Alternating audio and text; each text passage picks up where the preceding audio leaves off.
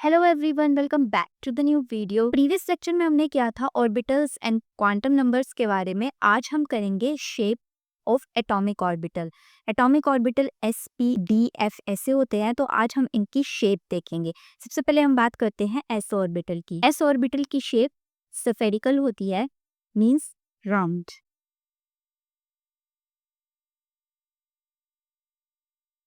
ये हमारे S orbital की शेप होती है और जो इसकी डेंसिटी सेंट्रल न्यूक्लियस में ज़्यादा प्रेजेंट होती है और जैसे जैसे हम दूर जाते जाते हैं वैसे वैसे इसकी डेंसिटी भी कम होती जाती है। ये हमारे पास 1s ऑर्बिटल की शेप है और ये हमारे पास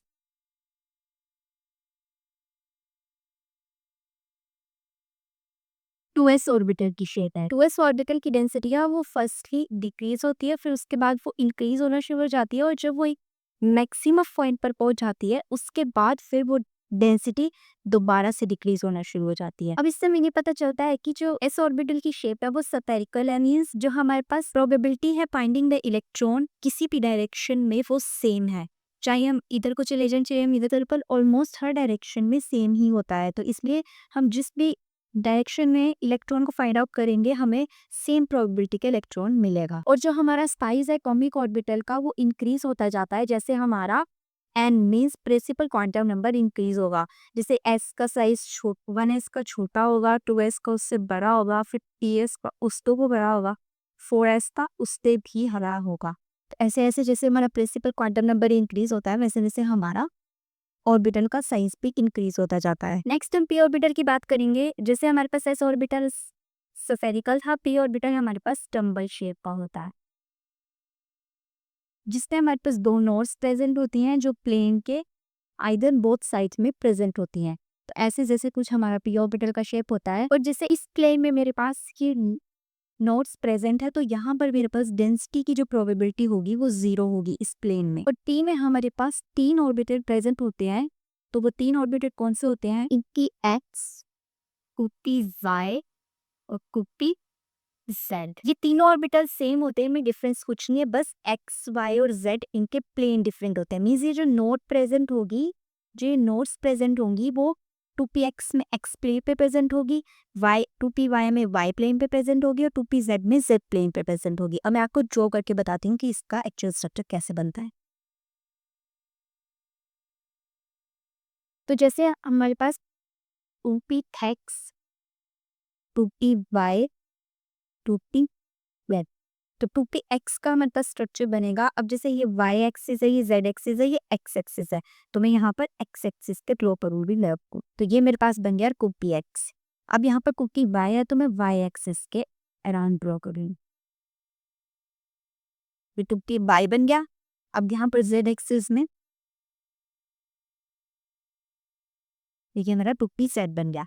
अब यहाँ पर भी सेम s ऑर्बिटल की तरह ही है। अगर 2p का साइज छोटा होगा फिर उसके बाद 3p का साइज उससे बड़ा होगा और o के का साइज इससे तो बड़ा होगा। मीन्स जैसे जैसे डेंसिटी क्वांटम नंबर इंक्रीज होगा वैसे से p ऑर्बिटल का साइज भी इंक्रीज होता जाएगा। सो ये थे p ऑर्बिटल। अब नेक्स्ट हम मूव करते हैं अपने d ऑर्बिटल की तरफ। तो d ऑर्बिटल भी सेम p ऑर्बिटल की तरह ही होता है, पर यहाँ पर एक डंबल प्रेजेंट है, p ऑर्बिटल में हमारे पास 2 डंबल प्रेजेंट होते हैं। अब d ऑर्बिटल हमारे पास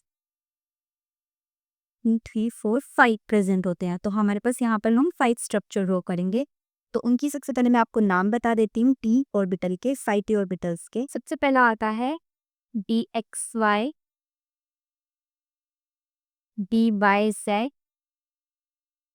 D z x, d x square minus y square और डी जेड स्क्वायर। तो ये हमारे पास 5 डी ऑर्बिटल्स आते हैं, d x y, d y z, d z x, d x square minus y square और d z square.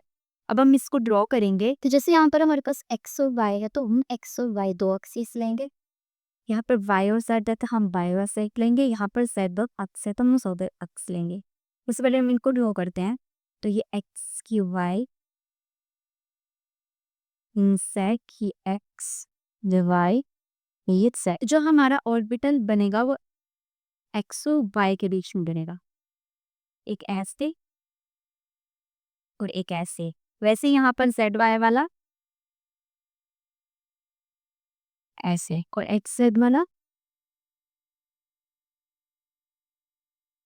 ऐसे। अब यहाँ पर ये एक्स स्क्वायर और वाई स्क्वायर है तो हम एक्स और वाई लेंगे। अब यहाँ पर तो हमने, आपने ध्यान दिया होगा, यहाँ पर हमने ये जो प्लेन है इसके ऊपर नोट्स नहीं बनाई है, इसके बाहर नोट्स बनाए हैं।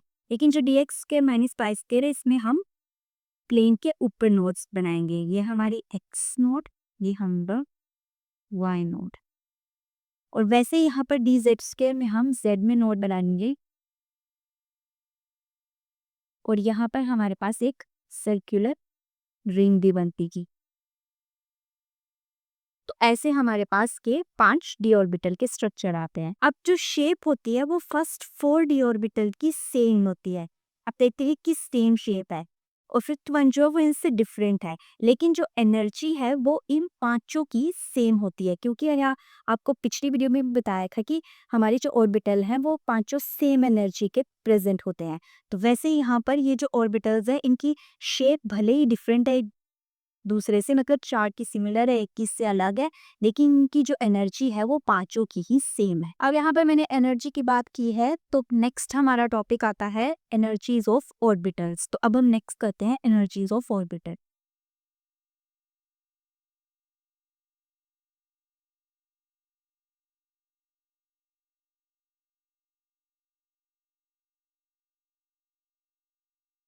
अब हमारे पास यहाँ पर दो ऑर्बिटल्स हैं, OS एंड P2। अब मैंने आपको जब शेप्स कराई तो मैंने आपको बताया S की स्पेरिकल होती है, P की डम्बल शेप होती है। लेकिन यहाँ पर शेप्स तो इन दोनों ऑर्बिटल की डिफरेंट है, लेकिन जो इलेक्ट्रॉन इन ऑर्बिटल्स में प्रेजेंट होगा उसकी एनर्जी सेम होगी।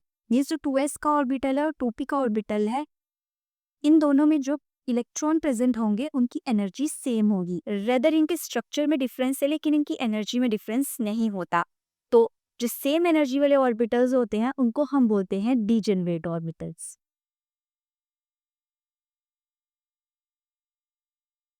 और जब हमारे पास 1s ऑर्बिटल है वो सबसे बेसिक ऑर्बिटल होता है, हाइड्रोजन एटम का एटॉमिक ऑर्बिटल है, लेकिन किसी भी एटम का ये सबसे बेसिक ऑर्बिटल होता है, और इसकी एनर्जी जो है वो सबसे ज़्यादा स्टेबल एनर्जी होती है। इसमें जो इलेक्ट्रॉन होता है उसकी एनर्जी सबसे स्टेबल होती है क्योंकि वो न्यूक्लियस के सबसे पास प्रेजेंट होता है। क्योंकि 1s सबसे बिगनिंग वाला एटॉमिक ऑर्बिटल है तो वो न्यूक्लियस के सबसे पास प्रेजेंट होगा, इसकी वजह से इसकी एनर्जी जो है वो सबसे ज़्यादा स्टेबल होती है। और इस मोस्ट स्टेबल कंडीशन को हम बोलते हैं ग्राउंड स्टेट। जब इलेक्ट्रॉन 1s ऑर्बिटल में प्रेजेंट होगा तो उसको हम बोलेंगे ग्राउंड स्टेट। और जब इलेक्ट्रॉन 1s से हायर ऑर्बिटल में चला जाता है, जैसे 2s 3p ऐसे ऐसे करके ऑर्बिटल्स बढ़ते जाएंगे तो उनमें चला जाता है, तो उसको हम बोलते हैं एक्साइटेड स्टेट। जैसे अब अगर हम फर्दर मोलिकुलर ऑर्बिटल डायग्राम करेंगे तो वहां पर अकॉर्डिंग टू एनर्जी भी हम ऑर्बिटल्स को प्लेस करते हैं। जैसे 1s सबसे नीचे आता है और सबसे ग्राउंड स्टेट में आता है, मीन्स 1s की एनर्जी सबसे कम होती है और वो ग्राउंड स्टेट में प्रेजेंट होता है। फिर अगर मान लीजिए 1s में इलेक्ट्रॉन है तो यहाँ पर मेरे पास 2s प्रेजेंट है। अगर 1s से ये वाला इलेक्ट्रॉन यहाँ जंप करेगा और यहाँ चला जाएगा तो इसको बोलेंगे एक्साइटेड से, और इसको बोलेंगे ग्राउंड स्टेट। अब इन सब शेल की डिफरेंट एनर्जी क्यों है, इसका मेन रीजन है इलेक्ट्रॉन इलेक्ट्रॉन में रिपल्शन होना।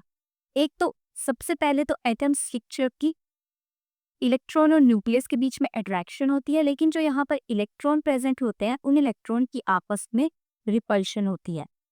तो यही सबसे मेन रीजन है कि इन ऑर्बिटल्स की एनर्जी डिफरेंट होती है। क्योंकि ये छोटा ऑर्बिटल है, इसमें इलेक्ट्रॉन न्यूक्लियस के इलेक्ट्रॉन के साथ अट्रैक्शन हो रही है। अगर 1s में एक इलेक्ट्रॉन प्रेजेंट होगा या ज़्यादा से ज़्यादा दो होंगे तो दो की रिपल्शन इतनी ज़्यादा नहीं हो पाएगी। वैसे ही पी में जैसे जैसे शेल्स बढ़ते जाते हैं वैसे वैसे इलेक्ट्रॉन्स भी एडअप होते जाते हैं, और छोटे से ऑर्बिटल में अगर 5-6 इलेक्ट्रॉन्स इकट्ठे प्रेजेंट होंगे तो वहां पर फिर इलेक्ट्रॉन इलेक्ट्रॉन में रिपल्शन होना शुरू हो जाती है। उसमें फिर इलेक्ट्रॉन इलेक्ट्रॉन रिपल्शन ज्यादा बढ़ जाती है as compare to electron nucleus attraction. तो इसी वजह से इन ऑर्बिटल्स की एनर्जी में डिफरेंस आता है। और अब ये तो बात होगी छोटे ऑर्बिटल की। अगर मैं इन पर बात करूँ बड़े ऑर्बिटल के एटम की, यहाँ पर जो इलेक्ट्रॉन प्रेजेंट होगा उसकी और न्यूक्लियस की अट्रैक्शन होती है। सिर्फ यहाँ पर जो इलेक्ट्रॉन प्रेजेंट होंगे उनकी आपस में रिपल्शन होती है। और जो बाहर भी कुछ इलेक्ट्रॉन प्रेजेंट होंगे ना तो वो न्यूक्लियस के साथ अट्रैक्ट कर पाते हैं और ना वो अपने ही इलेक्ट्रॉन के साथ रिपेल कर पाते हैं। और जैसे जैसे शेल बढ़ता जाता है वैसे वैसे ये इलेक्ट्रॉन और ये इलेक्ट्रॉन आपस में रिपेल करना शुरू कर देते हैं।